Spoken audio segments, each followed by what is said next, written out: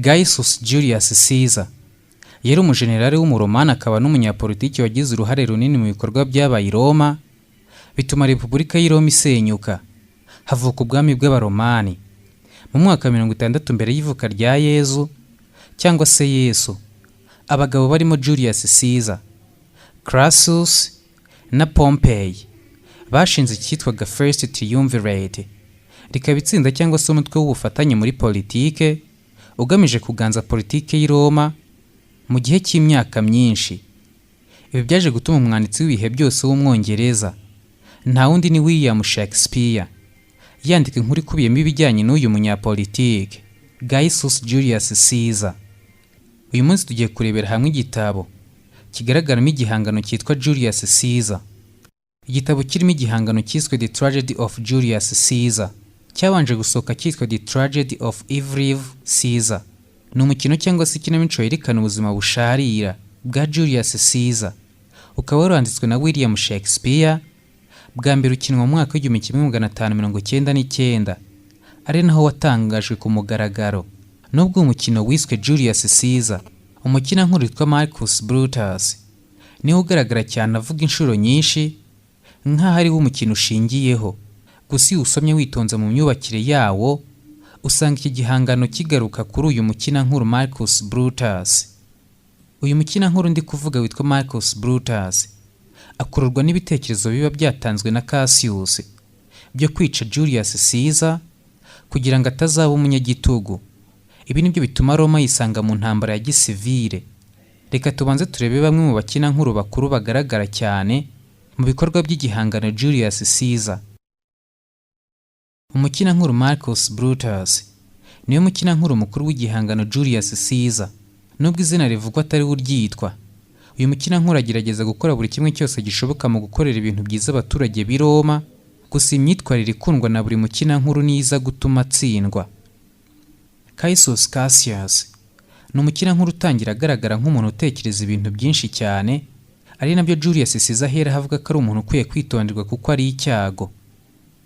Julius Caesar ni umukina nkuru uza kwicwa hakiri kare cyane muri uyu mukino, ariko ni umukina nkuru w'ingirakamaro cyane mu mugendo w'iki gihangano kuko atuma tumenya imyitwarire y'abandi bakina nkuru.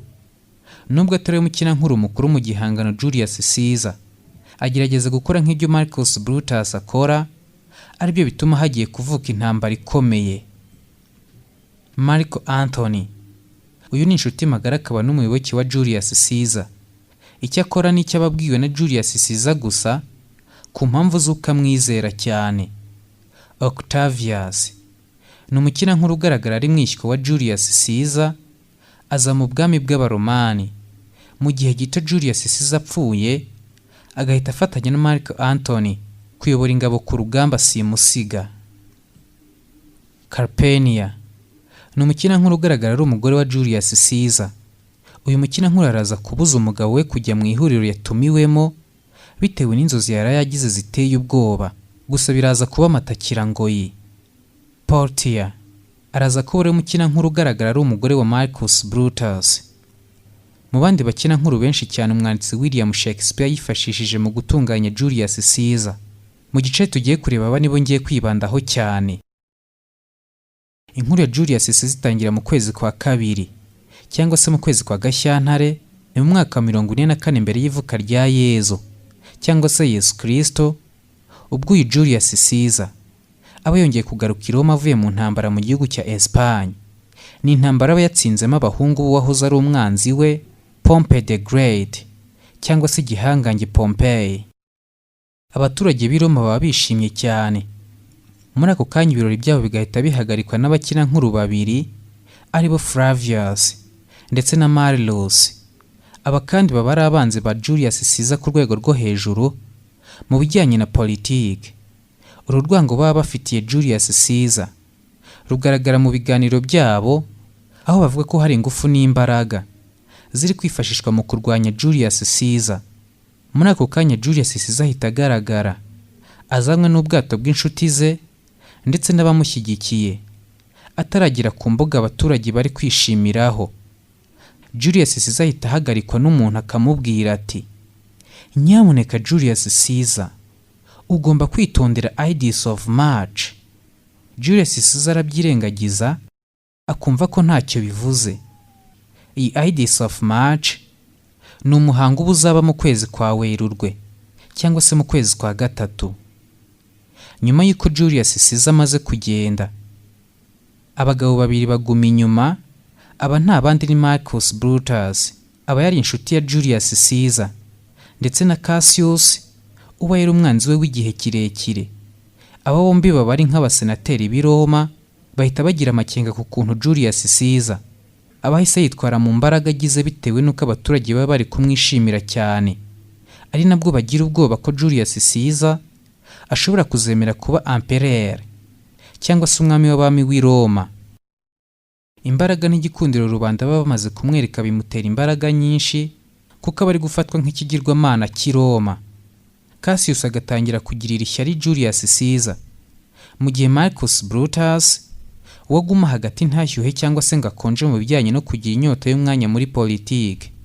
Umukinankuru Cassius ahita aza akabwira Marcus Brutus ku birori biba byateguwe, aho baba bagomba guha Julius Caesar ikamba bakarimuha inshuro eshatu ariko akaryanga. Ibitabuza abantu bamwe na bamwe gukomeza kugira amakenga y'uburyo abantu bari kumufata cyangwa se bari kumukunda. Nta wundi ni Julius Caesar. Abakinankuru babiri barimo Cassius na Casca bongera kumvikana bategura umugambi wo guhitana Julius Caesar, aho bategura inyandiko zigamije gutuma Marcus Brutus abiyungaho mu mugambi wo guhitana Julius Caesar. Marcus Brutus akimara kwinjira muri uwo mugambi mubisha, ahita ahabwa kuba ari uyobora icyo gikorwa, nyamara aba yabeshywe, ibituma bagiye kugambanira Julius Caesar bikarangira yemeye kumugambanira. Mu gihe gito Cassius na Casca basura Marcus Brutus muri gahunda yo gushyira umugambi mu bikorwa, maze itariki yo guhitana Julius Caesar igashyirwaho. Bakemeranwa ko Julius Caesar agomba kuzicwa ku munsi wiswe Ides of March, haba ari ku itariki 15 z'ukwezi kwa gatatu. Uyu ni umunsi ukomeye cyane mu bwami bw'Abaromani.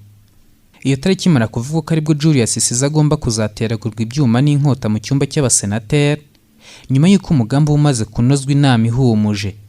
Umugore wa Marcus Brutus yitwa Portia akeka umugambi w'umugabo we, akumva ko ushobora kuzatuma umufasha wabura amahoro, akaza kumubaza ibyo baganiraga n'abamusuye.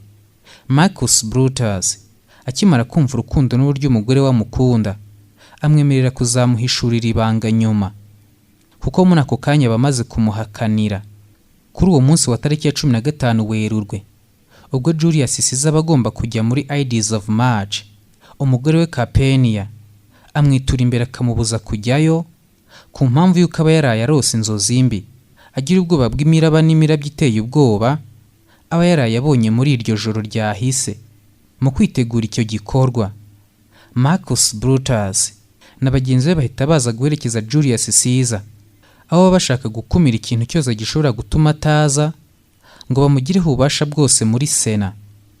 Julius Caesar uba atazi ko azengurutswe n'abicanyi afunga amatwi, akanga kumva ibyo umugore we Capenia amubwira, ubwo akigemurira abanzi be. Aha mu rugendo rwabo bagenda baseka, nyamara Julius Caesar ntabwo abazi icyo bari gutekereza. Nubwo abamurwanya baba bakomeje gukora ibishoboka byose, ni nako abamukunda bamushyigikiye bakomeza gushyiraho umuhate ngo bamwereke ko ibyo akora hari abashaka kumuhitana. Bakigera ku nyubako ya Sena i Roma, Julius Caesar ahabwa urwandiko mu ntoki, ariko nabwo akanga kurusoma kuko abona ko nta mwanya afite wo gupfusha ubusa, cyane ko abatanazi kiri muri urwo rwandiko. Abamurwanya bagakomeza igikorwa cyabo cyo gukomeza umugambi wo kumuhitana muri ako kanya. Mu by'ukuri Julius Caesar ntabwo ari umuntu ushobora kubwira ibyo ari byo byose ngo apfe kumva. Abashaka kumwica ibi babizi cyane kumurusha, bagerageza uburyo bwose bamwegera aho aba ari, basa n'abashaka kumwereka ko bamwubashye muri ako kanya, bagahita bafata ibyuma byabo aho babihishe, ubwo bagatangira kumuteragura ibyuma imbere y'abasenateri n'indorerezi. Abari aho barumirwa bakayoberwa ibiri kuba, ubwo Julius Caesar bari guteragurwa ibyuma, nta n'umwe ufite icyo yakora. Ababibashije bagakizwa n'amaguru. Mark Antony ni inshuti magara ya Julius Caesar.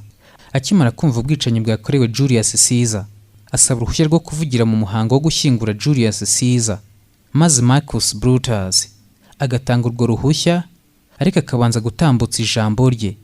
Aba yizeye ko amagambo yagiye kwemeza abantu ko byari ngombwa ko Julius Caesar apfa. Marcus Brutus akimara kugenda ako kanya, Mark Antony nawe atangira kuvuga. Gusa ikoraniro riba rimaze kumva amagambo ya Marcus Brutus, riba ritangiye kwemera ko byari ngombwa. Ubwo Mark Antony agasa n'ubwira imbaga ititaye ku byo avuga ngo ibabazwe n'agahinda Julius Caesar basigiye.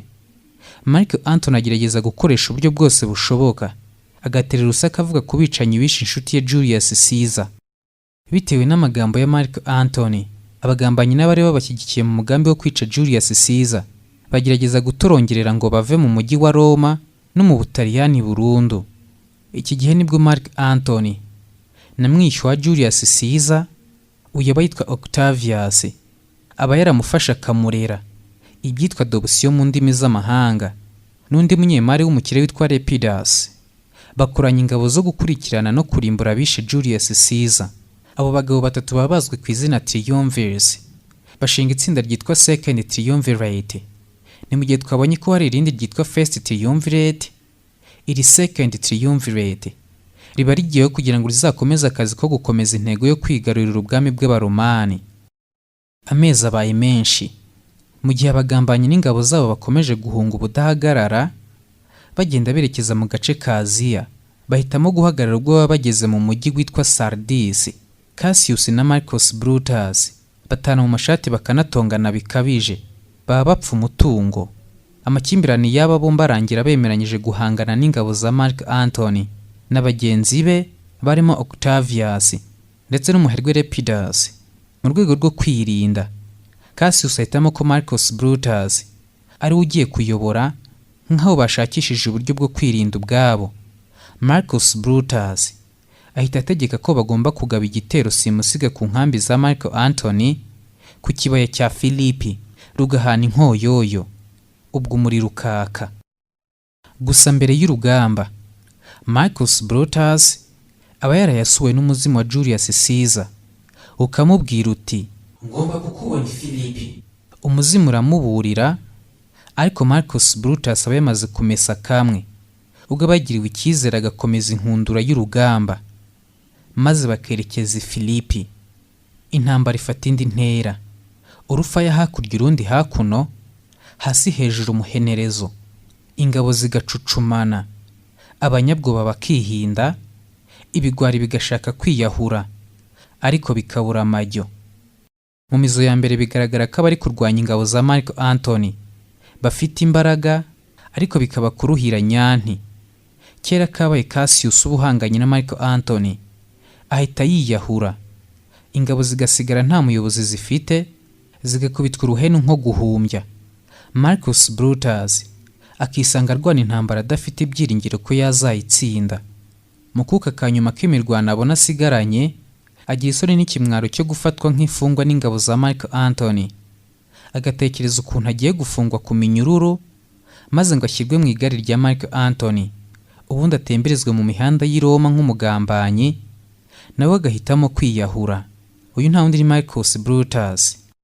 Ku musozo w'umukino Julius Caesar, Mark Antony avugira ijambo ku murambo wa Marcus Brutus, amwita umwe mu Baromani bari bakomeye cyane b'ibihe byose, bagiriye akamaro Abaromani, ku mpamvu ko ibyo yakoze byatumye ubwami bw'Abaromani bugiye guhinduka. Urupfu rwa Julius Caesar rurahorerwa, amategeko akongera agashyirwaho. Ikiruta ibindi kurushaho ni ukuntu ubwami bw'Abaromani bwongeye kurindwa. Mark Antony na Octavius bagahindura ubwami bw'Abaromani uko bwahoze butwarwa, cyangwa se uko bwahoze buyoborwa.